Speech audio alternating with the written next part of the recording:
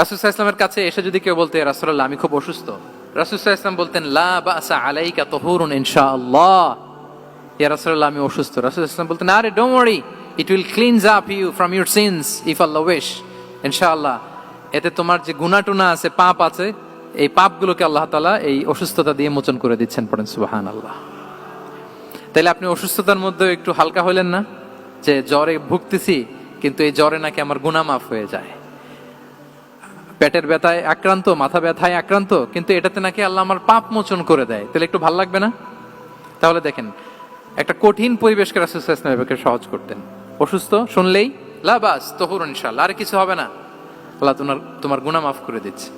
অসুস্থ ব্যক্তি দেখলেই মাথায় হাত দিয়ে দোয়া করতেন, আল্লাহুম্মা রাব্বান নাস আযহিবিল বাস ইশফি আনতাশ শাফি লা শিফাআ ইল্লা শিফাউক শিফাআন লা ইউগাদিরু সাকামা। উজ্জীবিত হয়ে যেত অসুস্থ ব্যক্তি। আমরা কি করি? কাউকে অসুস্থ দেখলে, রোগাক্রান্ত দেখলে, ওই রোগে সবচাইতে কষ্ট পেয়ে যে মারা গেছে তার ঘটনা বলা শুরু করি, যে হায় রে ভাই আপনার ক্যান্সার, আমার এক খালা ছিল ক্যান্সারের 4th স্টেজে চলে গেছিল, 14টা কেমো দেয়া লাগছে, এই যে ফিরিস্তি একেবারে ওনার দাফন কাফন পর্যন্ত। এখন বলেন, ওই লোক যাও সুস্থ ছিল, এখন আর সুস্থ থাকবে? কথা বলেন, থাকবে? একটা দিব্যি সুস্থ মানুষকে যদি আপনি বলেন, ভাই আপনাকে দেখতে কেমন যেন একটু রোগা রোগা লাগতেছে, অসুস্থ নাকি? এরপরে প্ল্যান করে ধরেন আপনি বললেন, উনি আবার ওদিকে যাওয়ার পরে আরেকজনকে প্ল্যান করে বলতে বললেন, বললো ভাই ব্যাপার কি, চেহারাটা কেমন শুকনা শুকনা। এরকম 5 জন বলার পরে ওই বিকেলে কাঁথা গায়ে দিয়ে শুয়ে ফেলবে বিছানায়। তো আপনি অসুস্থ এমনি বানাই ফেলছেন।